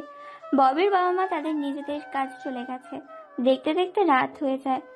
রাতে ববি শুয়ে আছে নাইট ড্রেস পরে। খাটে উঠতে যাবে তখনই ববি বলে ওঠে, এই আপনি খাটে কেন? আপনি নিচে ঘুমান, খাটে একদম আসার চেষ্টা করবেন না বলে দিলাম। রোহান কোনো কথা না বলে পেছন থেকে জড়িয়ে ধরে ববিকে। তারপর মুখ চেপে ধরে ববি। তারপর দুজন ঘুমিয়ে পড়ে। পরের দিন সকালে উঠে খাওয়া দাওয়া করে প্রতিদিনের মতো ববিকে নিয়ে রোহান আজকেও ভার্সিটিতে যায়। যে যার মতো নিজের কাজে যায়। তখন রাজ বলে ওঠে, ভাই তুই বলবি তোর আসল পরিচয় কি? কে তুই? আর যে মেয়েটা তোকে দেখতে পারতো না, সে মেয়েটার সাথে একই গাড়িতে যাচ্ছিস, একই গাড়িতে আসতেছিস, ব্যাপারটা কি? তারপর একে একে সবকিছু খুলে বলে রোহান রাজকে। এভাবে কথা বলতে বলতে ভার্সিটির সময় শেষ করে চলে আসে বাড়িতে। রোহান এখানে একটা ছদ্মবেশী মাফিয়া, সেটাও বলে দিয়েছে রাজকে। আসলে রোহানকে এখানে একটা খুনের প্রতিশোধ নিতে এসেছিল, আর সেটা হচ্ছে জিসানকে মারার উদ্দেশ্য ছিল তার। রোহানের অফিসের চাকরি করতো একটি পিয়ন, কোনো মতো সংসার চলত তার রোহানের অফিসের চাকরি করেই। অফিস করেই সময় কেটে যেত পিয়ন সাহেবের। তার মেয়ে অনার্স প্রথম বর্ষে পড়ে একদিন সন্ধ্যার আবায় একা যাচ্ছিল রাস্তা দিয়ে, আর সেদিক দিয়ে মদ খেয়ে বাড়িতে করে যাচ্ছিল জিসান। জিসান মাতাল অবস্থা থাকার কারণে কোনো কিছু বুঝতে পারে না, গাড়িতে জোরপূর্বক ভাবে আভাকে তুলে নেয়, তারপর জঙ্গলের মধ্যে নিয়ে যায় গাড়িটাও আভাকে, আর সেখানে জোরপূর্বক ভাবে আভার সাথে জোরাজুরি করে, তাকে জঙ্গলের মধ্যেই রেপ করে। আভা এত সব সহ্য করতে না পারে কাউকে কোনো কিছু না জানিয়ে রুমের মধ্যে সুইসাইড করে। পিয়ন সাহেব কান্নায় ভেঙে পড়ে। সেদিন রোহান পিয়ন সাহেবের মুখ থেকে এসব ঘটনা শুনে সেদিন থেকে রোহান তার মেয়ের সাথে কি হয়েছিল সেটা খোঁজার জন্য রাস্তায় রাস্তায় গলিতে গলিতে সব জায়গায় খুঁজতে থাকে প্রমাণ। এক পর্যায়ে পেয়ে যায় একটা সিসিটিভি ফুটেজ, আর সেখানে দেখতে পায় ওকে জোরপূর্বক ভাবে তুলে নিয়ে যাচ্ছে জিসান। জিসানকে পেতে হলে তাকে ভার্সিটিতে যেতে হবে, তাই ভার্সিটিতে সে ভর্তি হয় শুধুমাত্র জিসানকে ধরতে, কারণ জিসান এই ভার্সিটিতে মাস্তানি করতে প্রায় সময়ই আসতো। জিসানকে তার উপযুক্ত শাস্তি দিয়েছে। এদিকে আফজাল শিকদারকে মারার কারণে জাফর শিকদারের ছেলে রাকিব হোসেন হন্যে হয়ে করে খুঁজে বেড়াচ্ছে তার বাবার খুনিকে, কিন্তু কোনো সন্ধান পায় না তার বাবাকে কে খুন করেছে। এদিকে আপনাদের সাথে কথা বলতে বলতে চলে এসেছে রোহান ও ববি। তারপর রোহান ও ববি বাড়ির ভেতর চলে যায়। রোহান কাউকে কোনো কিছু না বলে ফ্রেশ হতে চলে যায়। ববি শর্মিলা বেগমের সাথে গল্প করতে বসে যায়। রোহান কাউকে কোনো কিছু না জানিয়ে বেড়ে পড়ে তার নিজের কাজের উদ্দেশ্যে। আরো কিছু সময় আড্ডা দেয় ববি ও শাশুড়ি মায়ের সাথে, তারপর নিজে ফ্রেশ হতে চলে যায়। রাত 10টা বাজে। গোডাউনে বসে আছে রাহাত, সাব্বির, ইভান, সৌভিক। রাহাত ইভান সৌভিককে চেয়ারের সাথে বেঁধে রেখেছে সাব্বির। রোহান এবার বলে ওঠে, তোরা তো জানিস আমার সাথে বিশ্বাসঘাতকতা করার পরিণামটা কি হতে পারে। তোরা আমার দলের ছেলে হয়ে হাত মিলিয়েছিস ওই আফজাল শিকদারের ছেলের সাথে। আমার সকল ইনফরমেশন তাদেরকে দেওয়ার সাহস পেলি কোথায়? তারা তিনজন কথা বলার শক্তি খুঁজে পাচ্ছে না। চোখ দিয়ে অঝরে পানি পড়ছে, সারা শরীর মেরে ফাটিয়ে দিয়েছে, সারা শরীর গড়িয়ে রক্ত চুয়ে চুয়ে পড়ছে, তবুও যেন একটু দয়া মায়া হয় না রোহান ও সাব্বিরের। রোহানের কথা মতো সাব্বির মরিচের গুঁড়ো নিয়ে আসে, তারপর তাদের চোখে মুখে নাকে মরিচের গুঁড়ো ডলে দেয়। সারা শরীর জ্বলতে শুরু করেছে, অঝরে কেঁদে চলেছে তারা তিনজন। চোখ দিয়ে পানি পড়ে, কান দিয়ে শুনতে পায় কিন্তু মুখ দিয়ে কথা বলতে পারে না। চোখের পানি যত গাল বেয়ে পড়ছে তত যেন তাদের যন্ত্রণা বেড়ে চলেছে। তারপর একটা ব্লেড নিয়ে হাতের ও পায়ের শিরা কেটে দেয় তাদের তিনজনেরই। তারপর চোখগুলোতে গাছের এমন একটা রাসায়নিক পদার্থে আঠা লাগিয়ে দেয় চোখের পাতার সাথে, দ্রুত যাতে সে চোখের পাতা বন্ধ করতে না পারে। নিজের মৃত্যুটা যেন নিজের চোখের সামনে দেখতে পায়, সেজন্য পুরো মাথাটা ন্যাড়া করে দেওয়া হয়। তারপর চোখের মধ্যে আরো কিছু মরিচের গুঁড়ো ছিটে দেওয়া হয়। চোখগুলো লাল টকটকে হয়ে গেছে, আবছা আবছা কিছু দেখতে পাচ্ছে। কান দিয়ে রক্ত বের হতে শুরু করেছে, নাক দিয়ে রক্ত বের হচ্ছে। তারপর একটা ছুরি নিয়ে গলার মধ্যে ক্যাঁচ ক্যাঁচ করে বেশ কয়েকবার পোঁচ মারে। তিনজন নিমিষেই সেখানে মৃত্যুর স্বাদ গ্রহণ করে। সাব্বিরকে সবকিছু পরিষ্কার করে এবং লাশগুলোকে গায়েব করে দিতে বলে। রাত 1টায় বাসায় ফেরে রোহান। সবাই ঘুমিয়ে গেছে। চুপি চুপি রোহান তার নিজের রুমে যায়। রুমে যেতেই চমকে ওঠে রোহান, কারণ এখনো ববি ঘুমায়নি। রোহানের সাদা শার্টে যেখানে সেখানে রক্তের ফোঁটা দেখা যাচ্ছে, তা দেখে ববি বলে ওঠে, এ কি, তুমি কোথা থেকে আসছো? আর তোমার শরীরে রক্ত কেন? কি হয়েছে বলো, না হলে আমি এক্ষুনি আব্বু আম্মুকে ডাক দিব। রোহানের একথা শুনে বেশ রেগে যায়। এমনিতে মন মেজাজ খারাপ, তার উপর এ ধরনের হুমকি মেজাজটা মুড়োই খারাপ করে দিয়েছে। রোহান কোনো কিছু না বলে ধীর গতিতে এগোতে থাকে। ববি পেছাতে পেছাতে এক পর্যায়ে বিছানার উপর পড়ে যায়। রোহান দ্রুত ববিকে খাটের সাথে চেপে ধরে, সরাসরি চুমু খেতে থাকে, সব কাপড় ছিঁড়ে ফেলে। তারপর সারা শরীরে পাগলের মতো স্লাইডের চুমু খেতে থাকে, যেখানে সেখানে কামড় দিয়েছে, সাথে খামচে ধরে আছে। পাগলের মতো তার শরীরটাকে ভোগ করতে থাকে রোহান। ববি বাধা দিলেও রোহান নাছোড়বান্দা, ছাড়ার কোনো নামগন্ধই নেই। সারা শরীরে বিচরণ করতে থাকে রোহান। দেখতে দেখতে দুজন যে কখন ঘুমিয়ে গেছে খেয়াল নেই। ঘুম থেকে উঠে সকালে উঠে ববি তার শরীরে কোনো কিছুই নেই, তার উপর শুয়ে আছে রোহান। রোহানকে দেখে মেজাজটা পুরো খারাপ হয়ে যায়। রাতের কথা মনে পড়লে রোহানকে খুন করতে ইচ্ছা করে ববির। ববি উঠতে যাবে তখনই ঘুম ভেঙে যায় রোহানের। রোহান একবার চোখ কসলাতে কসলাতে তাকায় ববির দিকে, আবার ঘুমিয়ে পড়ে। হঠাৎ তার মনে পড়ে সে কি দেখেছে, তাই আবার ভালো করে তাকিয়ে সে আরেকটু টাসকি খায় আর বলে ওঠে, এ কি, তোমার এরকম অবস্থা কেন? শালা লুচ্চা বেটা, সবকিছু লুটে পুটে চেটে পুটে খেয়ে এখন বলছে আমার এই অবস্থা কেন? শালা হারামি কোথাকার। রোহান ববির মুখে এই কথা শুনে আহাম্মকের মতো তাকিয়ে আছে, ববির দিকে নয়ন ভরা দুটি চোখ নিয়ে। তারপর কি যেন মনে করে নিজের দিকে তাকায় রোহান। নিজের দিকে তাকিয়ে সে তো অবাক, সারা শরীরে কি অবস্থা হয়েছে নিজেকে দেখে নিজেই চিনতে পারছে না। দেয় এক চিৎকার, কেননা সারা শরীরে লিপস্টিকের দাগ আর আঁচড়ের দাগ। সায়রা বেগম বাইরে থেকে চিৎকার শুনে ডাকতে থাকে। কোনো কিছু হয়নি বলে পাঠিয়ে দেয় রোহান। বলে ওঠে, দেখো, আমার অনুমতি ছাড়া তোমার এসব করা উচিত হয়নি আমার সাথে। তুমি কাজটা মোটেও ভালো করনি। কি কইলি তুই? কাল রাতে তোর সাথে আমি ওসব করেছি না তুই করেছিস? দাঁড়া, যেহেতু আমি করেছিলাম তাহলে এবার তোকে বোঝাচ্ছি কি করে। রোহানকে আর কোনো কিছু বলতে না দিয়ে আবার খাটে ফেলে দেয় ববি। এবার ববি সারা শরীরে কামড়ের সাথে চুমু দিতে থাকে, ধীরে ধীরে নিচে নামতে থাকে। এবার নিজেই ভালোবাসার চাদরে হারিয়ে যায় ববি। বেশ কিছু সময় এভাবে কেটে যায়। তারপর ববি একটা রাগী লুক দিয়ে ফ্রেশ হতে চলে যায়। রোহান ববির কাজে একেবারে হতবাক দৃষ্টিতে তাকিয়ে আছে। ববি ফ্রেশ হয়ে নিচে চলে যায়, রোহানও ফ্রেশ হতে চলে যায়। তারপর খাওয়া দাওয়া করে রোহান অফিসের উদ্দেশ্যে চলে যায়। অফিসে গিয়ে রোহান সাব্বিরকে ডাক দেয় আর বলে ওঠে, দেখো, আজ থেকে তুই আমার গ্যাংয়ের লিডার। তুই পুরো গ্যাংটাকে কন্ট্রোল করবি। যেখানে অন্যায় দেখবি সেখানে ঝাঁপিয়ে পড়বি, আর আমার ফুল সাপোর্ট পাবি। ওকে ভাই, ঠিক আছে। রোহান সাব্বিরকে সবকিছু বুঝিয়ে দেয়। দেখতে দেখতে অফিস টাইম শেষ করে বাসায় চলে আসে। সবাই মিলে খাওয়া দাওয়া করে যে যার রুমে চলে যায়। আজকে রোহান ববির জন্য একটা গিফট নিয়ে এসেছে, নতুন করে প্রপোজ করবে বলে। দেখতে দেখতে রাত 12টা বেজে যায়। বাড়ির পুরো ছাদটাকে নিজের মতো করে সাজিয়েছে লাল নীল মরিচ বাতি দিয়ে। পুরো আকাশটাতে আজকে চাঁদ উঠেছে, যেন চাঁদের মেলায় সাথে তারার মেলা বসেছে। 12:30 বেজে গেছে। কোলে করে নিয়ে আসে ববিকে। 12:49 ঝাঁকিয়ে ঘুম ভেঙে যায় ববির। নিজেকে খোলা আকাশের নিচে আবিষ্কার করে চমকে ওঠে। চারিদিকে তাকাতেই হঠাৎ করে তার সামনে হ্যাপি বার্থডে লেখার সাথে লাল নীল বেগুনি হলুদ সবুজ কিছু বেলুনের মাঝে আকাশে উড়িয়ে দেয় লেখাটা। সেখানে লেখা আছে, happy birthday my dear Bobby darling. তারপর হাঁটু গেড়ে রোহান বলে ওঠে, many many happy Returns of the day my dear sweet বউ। তোমার আগামী দিনগুলো খুব সুন্দর কাটুক। সুখে দুঃখে সবসময় তোমার পাশে থাকবো এবং তোমার দুঃখটাকে নিজের সাথে ভাগ করে নিব। সুখের সময় তোমার কাছে না রাখলেও দুঃখের সময় তোমার হাতটা ছাড়বো না। আমি তোমায় ভালোবাসি। I love you Bobby. Do you love me and will you marry me? নতুন করে জীবনটা শুরু করি, চলো না ববি? ববিকে কোলে করে সারা ছাদ ঘোরাতে থাকে রোহান। তারপর দুজনে কেক কেটে অনেক আনন্দ করে ধীরে ধীরে খোলা আকাশের নিচে ভালোবাসার চাদরে হারিয়ে যেতে থাকে। থাকুক না তারা তাদের মতো, আমরা না হয় অপেক্ষা করি পরবর্তী নতুন গল্প আসা অব্দি। গল্পটি ভালো লাগলে চ্যানেলটিকে সাবস্ক্রাইব করে পাশে থাকবেন এবং ভিডিওগুলো শেয়ার করবেন। ততক্ষণ অব্দি সুস্থ থাকুন, ভালো থাকুন এবং আমাদের সাথেই থাকুন।